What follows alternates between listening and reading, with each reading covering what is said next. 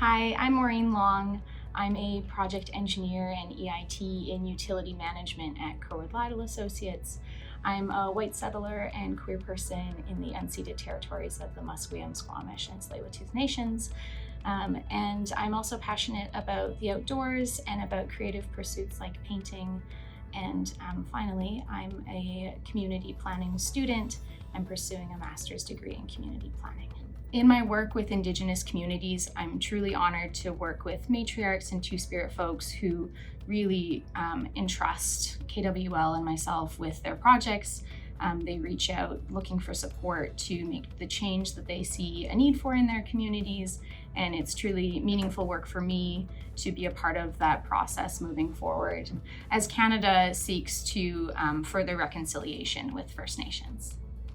I think inclusion and diversity in engineering is really important because engineering defines the world that we live in. It contributes to our built environments. It involves designing objects that people use in their daily lives. And so I think when inclusion and diversity isn't part of engineering, our built environment represents a smaller subset of the population. And so I think by including diversity in engineering, we are able to have spaces that feel welcoming and create a space for everyone to thrive. I'd like to recognize that when I use the term women, I'd like it to include a diversity of genders.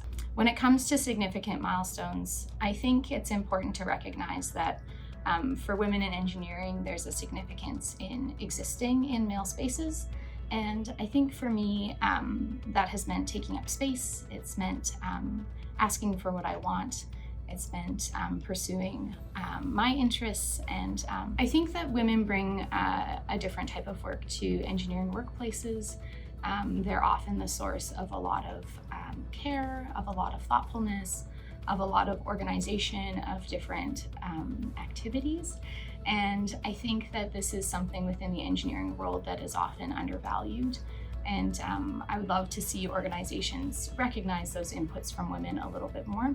When it comes to advice for young women in engineering, I think it's really important to recognize the things that matter to you.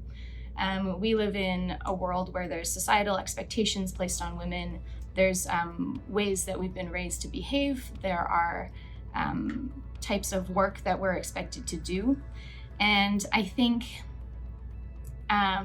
women in engineering just need to pursue the things that they're most passionate about and to push back when they're feeling these pressures and to do the work that feels good to them, because I think that's the way that we can all contribute the most to the engineering profession.